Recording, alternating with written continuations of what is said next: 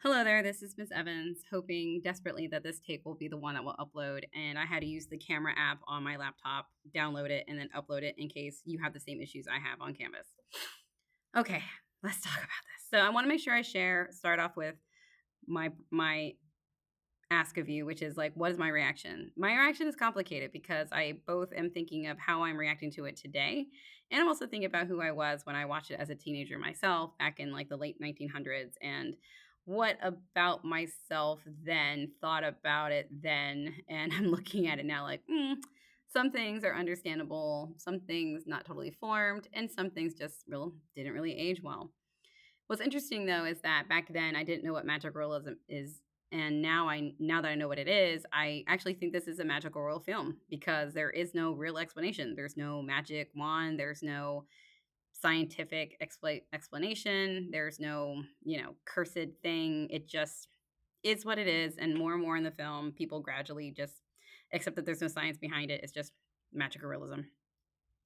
Um, More specifically, some of the techniques that were used, definitely metamorphosis. And the film's use of metamorphosis is people going from black and white to being in actual color. And this metamorphosis does have some meaning to it, although a lot of magical real texts don't always have so. This one does. Whom you were before and after is represented, and everyone has different ways of metamorphosizing.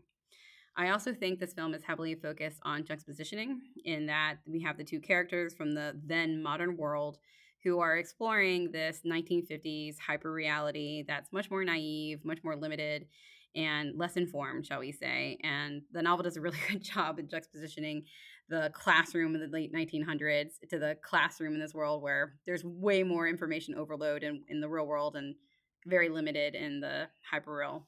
And also, we the audience are walking through the film in the likeness of the two characters, and that we're like, wait, what, you don't know this, or how does this work? And nothing in the world is this perfect.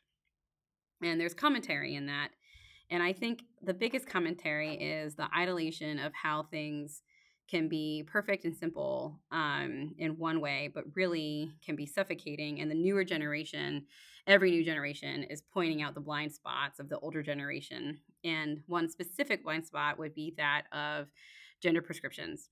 The film's use of both metamorphosis and juxtaposition is really clear to me when the daughter is explaining intercourse to her mother. This obviously seems weird, but it's magical realism, so it is what it is. Let's just keep going.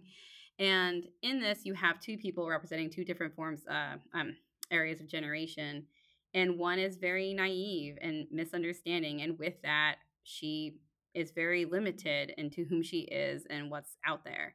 The younger one is very explorative. And what I do appreciate then and what I appreciate now is that Jenny, at first at least, definitely doesn't seem bothered, and nor does she define herself as someone as not being pedestaled anymore just because she is out and about, we shall say.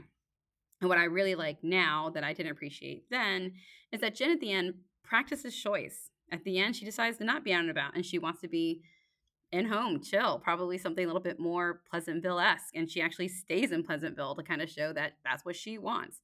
And that's very important. Younger me was like, wait, no, that's like you're going back to how women were supposed to be. You're not supposed to do that. But now older me is thinking like that's exactly it. Both for the homemaker who doesn't want to stay in the kitchen and be limited to making meatloaf, we have the younger generation who has every right to say like, you know what, the way things are going, it's just not for me. I wish this was more allotted to the men in the film, and now I'm going into my criticisms. I think the father was a little overly dopey, and I understand the exaggeration. It makes great commentary on these limitations, gender prescription. He can't cook, he can't clean, he's freaking out, he doesn't know how to do things.